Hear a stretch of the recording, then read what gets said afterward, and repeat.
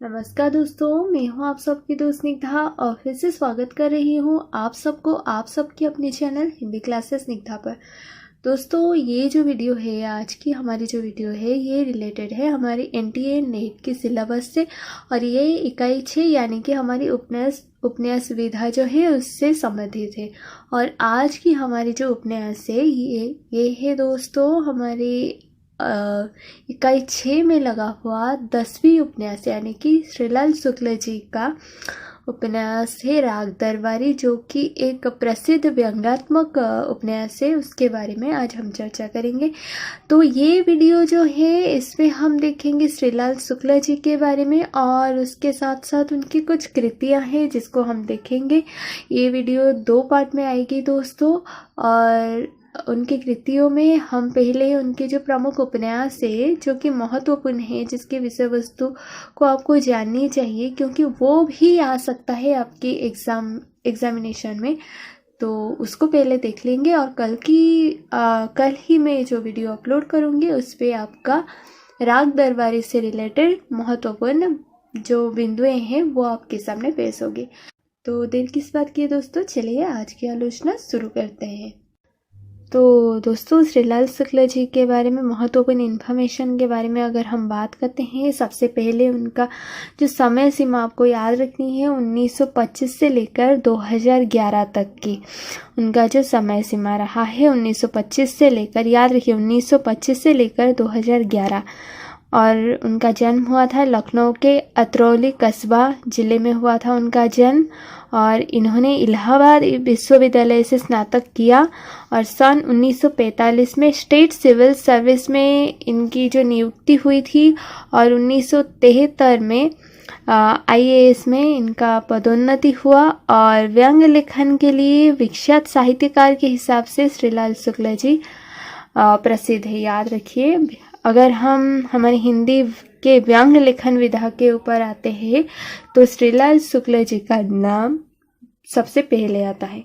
तो पहले हम बात कर लेते हैं उनके उपन्यासों के बारे में, फिर हम बाद में अलग अलग विधाओं के पास जाएंगे। तो उपन्यास में राग दरबारी को यहाँ पर मैं छोड़ दी हूँ क्योंकि राग दरबारी के ऊपर हम चर्चा तो करेंगे ही, पर उससे पहले हम उनके अलग अलग उपन्यासों के बारे में जान लेते हैं। तो पहला उपन्यास है उनका सुनी घाटी का सूरज, जिसका प्रकाशन हुआ था 1957 को। सुनी घाटी का सूरज सन 1957 यानी कि 1957। फिर अज्ञातवास सन 1962 यानी कि 1962।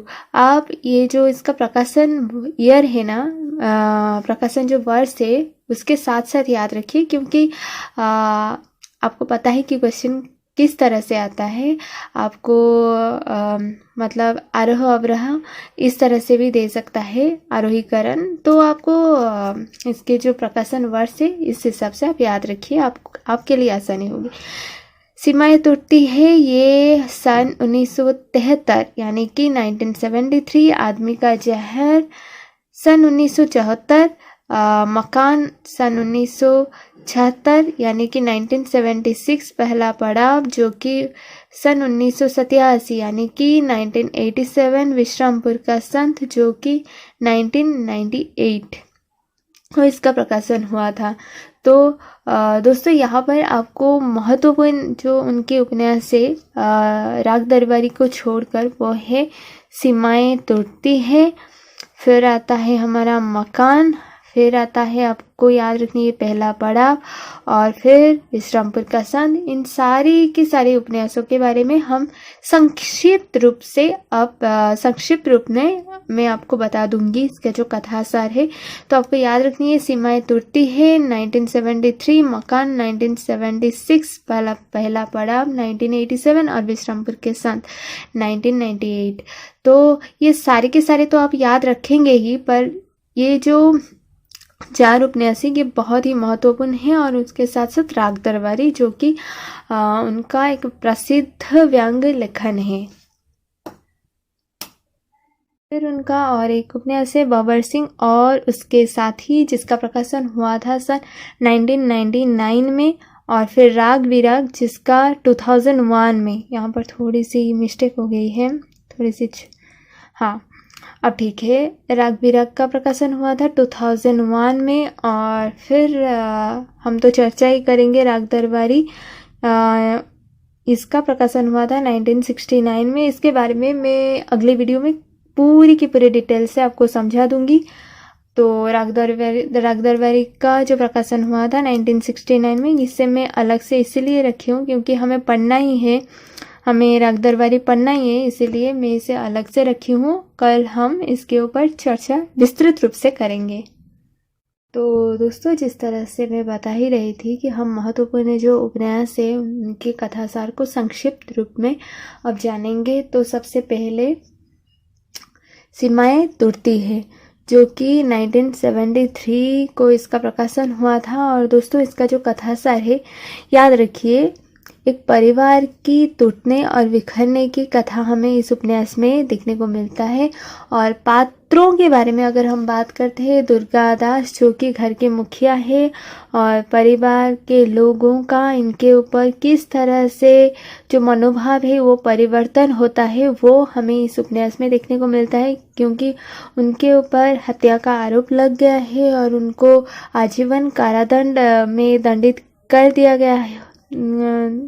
जाता है।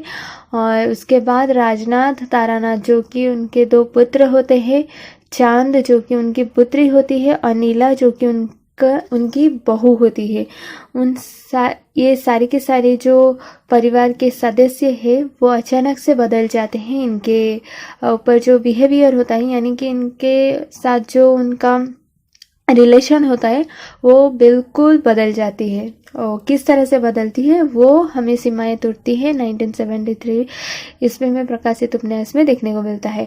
तो दोस्तों, शुक्ल जी यानी कि श्रीलाल शुक्ल जी ने इस परिवार की कथा को बृहत्तर समाज से जोड़कर आज की जिंदगी की अव्यवस्थित उलझाव का चित्र उपस्थित करते हैं। ये जो उपन्यास है दोस्तों, यहाँ पर थोड़ी सी मिस्टेक हो गई है, कोई बात नहीं। तो ये जो उपन्यास है, यहाँ पर क्या करते हैं श्रीलाल शुक्ल जी, उन्होंने इस परिवार के जो कथा है उसको बृहत्तर समाज, यानी कि हमारी जो समाज है उसके साथ जोड़कर आज की हमारी ज़िंदगी की जो अव्यवस्थित उलझा भरी ज़िंदगी है उसको हमारे सामने पेश करने की कोशिश की है। फिर दूसरा महत्वपूर्ण उपन्यास उनका है मकान, जो कि 1976 में इसका प्रकाशन हुआ था। और इसमें क्या है, इसमें हमें जो एक नगर निगम के असिस्टेंट अकाउंटेंट, जो कि एक उच्च कोटि के सितार वादक भी होते हैं, नगर निगम के असिस्टेंट अकाउंटेंट होते हैं जो कि एक उच्च कोटि के सितार वादक होते हैं। सभी उनकी कला की प्रशंसा तो करते हैं, परंतु वो चाहते हैं कि उनको एक मकान, यानी कि जो क्वार्टर है वो अलर्ट हो जाए, परंतु उनको वो नहीं होता। उनको होता है तो किसी और की रिकमेंडेशन से होता है, और जब तक होता है तब तक वो जिंदा नहीं रहते, वो मर चुके होते हैं। और जब वो मर जाते हैं, यानी कि जब उनकी मृत्यु हो जाती है, तब उनको काफ़ी सम्मान किया जाता है, उनके कला की प्रशंसा की जाती है, वो यहाँ पर दर्शाया गया है। तो आपको यहाँ पर नोट करनी है दोस्तों कि इस उपन्यास के ज़रिए हमें हमारे आपकी प्रशासकीय व्यवस्था की जड़ता हमें देखने को मिलती है। यानी कि इस उपन्यास के ज़रिए हम क्या देख सकते हैं, इस उपन्यास के ज़रिए हम हमारी अब की प्रशासकीय व्यवस्था की जड़ता को देख सकते हैं। और पात्रों के बारे में बात करते हैं तो मुख्य पात्र यहाँ पर श्री नारायण बंदोपाध्याय है, जो कि नगर निगम के असिस्टेंट अकाउंटेंट होते हैं, जो कि मुख्य पात्र है। और ये एक उच्च कोटि के सितार वादक होते हैं और इनको मकान अलर्ट नहीं होता।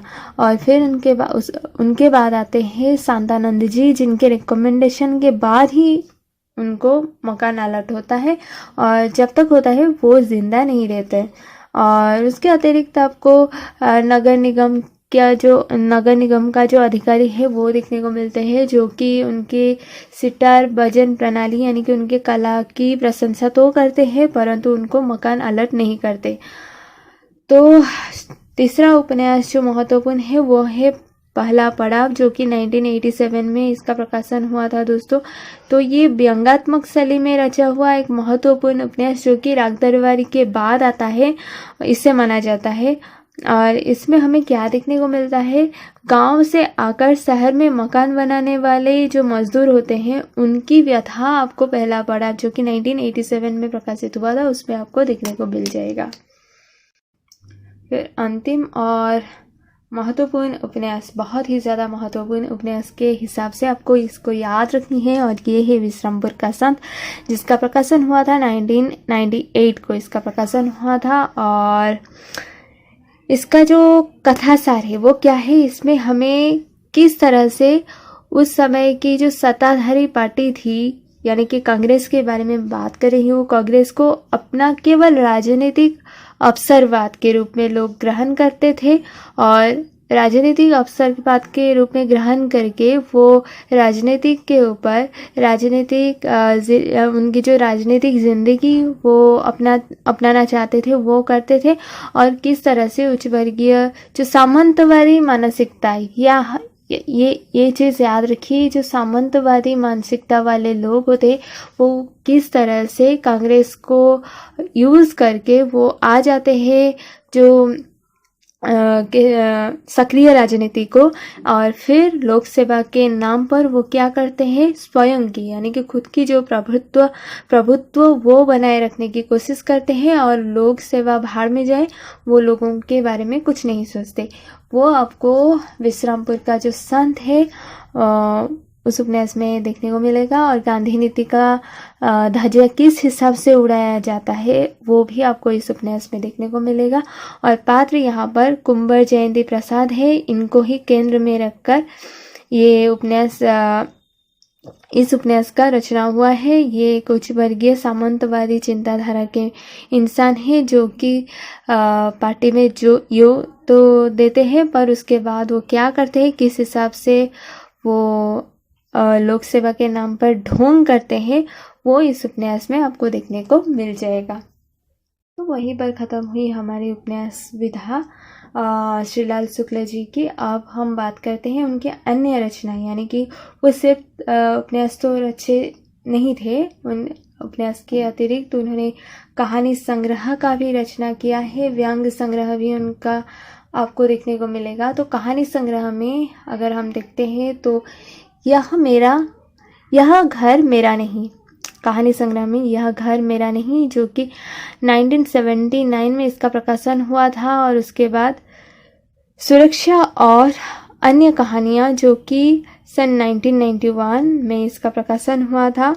और फिर इस उम्र में सन 2003 यानी कि 2003 में इसका प्रकाशन हुआ था। तो कहानी संग्रह में आपको ये 3 कहानी संग्रहों को याद रखनी है। फिर हम बात करते हैं व्यंग्य संग्रह। तो व्यंग्य संग्रह में सबसे पहला जो इनका व्यंग्य संग्रह है अंगद का पाँव 1958, इसे याद रखिए, काफ़ी बार पूछा जाता है एग्जाम में। अंगद का पाँव किसका रचना है, तो अंगद का पाँव है कि किसका रचना है, श्रीलाल शुक्ल जी का। तो अंगद का पाँव श्रीलाल शुक्ल जी का व्यंग्य संग्रह है। अंगद का पाँव का प्रकाशन समय था 1958। और फिर उसके बाद यहाँ से वहाँ 1970, मेरी श्रेष्ठ व्यंग्य रचनाएं 1979। फिर आता है उमराव नगर में कुछ दिन 1986, कुछ जमीन पर कुछ हवा में 1990, आओ बैठ ले कुछ देर, याद रखिए, आओ बैठ ले कुछ देर 1995, अगली शताब्दी का शहर 1996। फिर आता है जहालत की 50 साल, ये बहुत इंपॉर्टेंट है दोस्तों, जैसे कि अंगद का पाँव है उसी हिसाब से जहालत के 50 साल 2003। फिर खबरों की जुगाली 2005, याद रखिए, जहालत के 50 साल को आपको याद रखनी है बहुत अच्छी तरह से, और अंगद का पाँव उससे भी आपको बहुत ही अच्छी तरह से याद रखनी है। और ये सारे के सारे उनके जो व्यंग्य संग्रह है। अब बारी है पुरस्कार यानी कि सम्मान के बारे में। तो देखते हैं कि श्रीलाल शुक्ल जी को उनकी कौन कौन सी रचनाएं ऐसी है और उनको कौन कौन से सम्मान यानी कि पुरस्कार मिला हुआ है और कौन कौन से रचनाओं के लिए।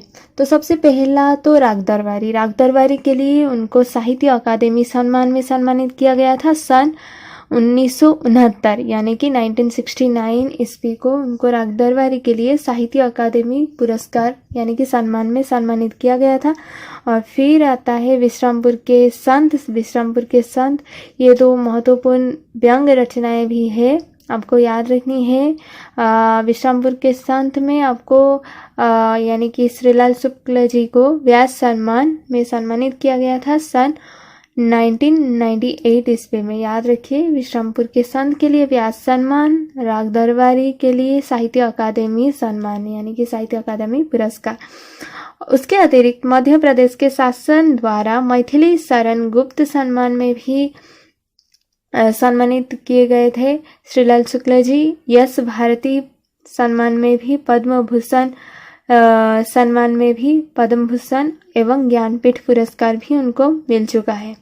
मध्य प्रदेश के शासन द्वारा मैथिली शरण गुप्त सम्मान, यश भारती, पद्म भूषण सम्मान एवं ज्ञानपीठ पुरस्कार भी उनको मिल चुका है। तो दोस्तों, कल की जो वीडियो आएगी उसमें हम हमारी जो फेमस व्यंग रचना यानी कि व्यंग जो उपन्यास है राग दरबारी, उसके ऊपर चर्चा करेंगे। उसके सारे के सारे महत्वपूर्ण बिंदु मैं आपके सामने पेश करूंगी। उसके साथ साथ उसके जो पात्र परिचय है वो भी आप देख पाएंगे, क्योंकि एक ही वीडियो में अगर मैं सारे के सारे ले आती तो आप बोर हो जाते, वीडियो काफ़ी लंबा हो जाता।